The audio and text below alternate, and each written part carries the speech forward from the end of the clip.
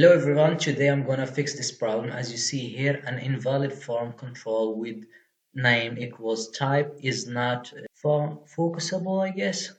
So the problem is that this is a component I created with Angular, and this component has some options. But when I reset the form, first of all, let me do the test and show you how the error rise up. So like that, and boom, the first time it works. So after I submit, the form resets, and after it resets, if I try to submit again, it will rise this error. The problem is that this hidden input is not being refreshed. So how can I fix that?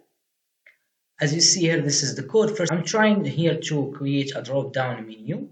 The drop-down menu must be inside the form, so I gotta search for the parent.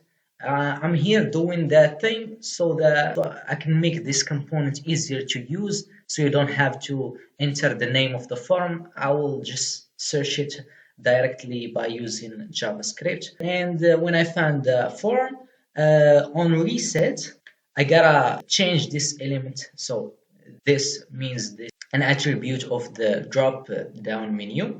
So I gotta reset it. Then I gotta give it a new value or the default value here. So I'm on a constructor. Angular only render the element after it goes on all of these functions. So after reaching the bottom of the function, then he will re-render.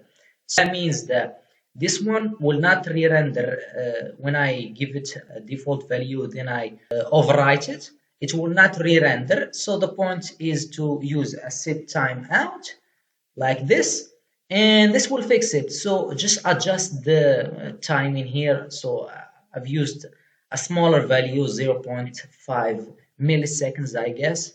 And this one will fix the problem. So here, after Angular render the element with this value, after 0.5 seconds, it will re-render the element with the correct default value, which is that one. So now we will test it. First of all, I gotta save that thing. And as you see here, if I test it for the second time like that, you see no error. If you were wondering what getParentForm does, the function, so first of all, it gets the parent of the current container of the drop-down menu. Then it loops. When this function gonna end, if there is no parent, or it is the body, we reach the body parent, or we reach the HTML head. I don't know how can you reach that, but I just put it there in case.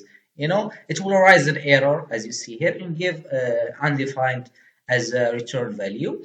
Else, if it was that parent an instance of HTML form element, then it will return that element.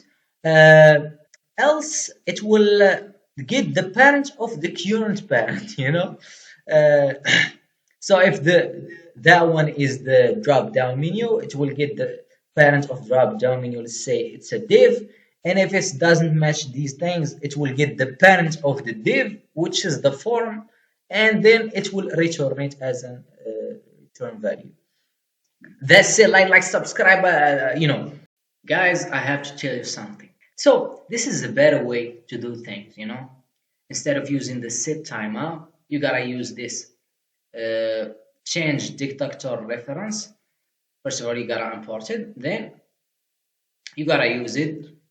Here, so after you change the variable, you gotta call this function so that the element will re-render. Then we change it again so that when it ends, Angular will re-render again because it is the end of the function. So whenever the function ends, Angular re-renders. That's it.